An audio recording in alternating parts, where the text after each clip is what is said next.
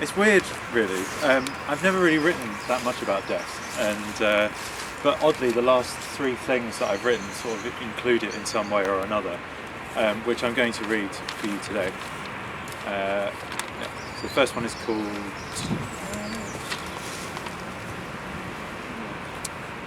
First one is called Fine and How Are You? The woods mean something to everyone, even nothing. The trees prefer to stay together, to turn unanimously. It's complicated, but I'm glad things actually happen.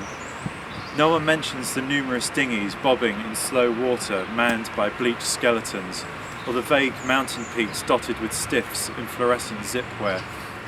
We are often neatly lined side by side, a market stall selling old remote controls, their subtle differences conferring similar desires, to be precise, to be quiet, to recall what has just happened.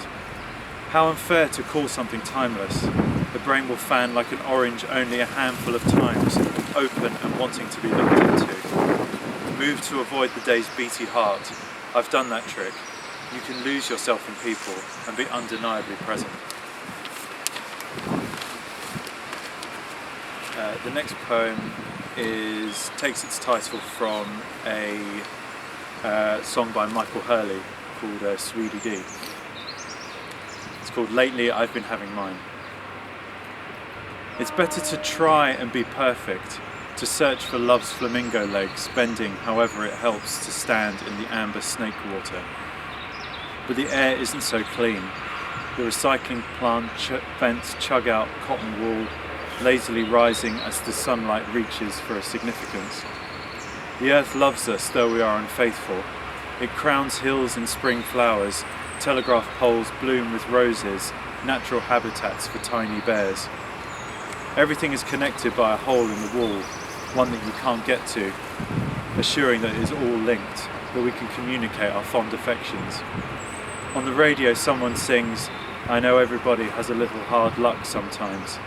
It's a cover, but the singer admits to trying to take itself somewhere else. And the last poem I'm going to read today is called Personal Landscape.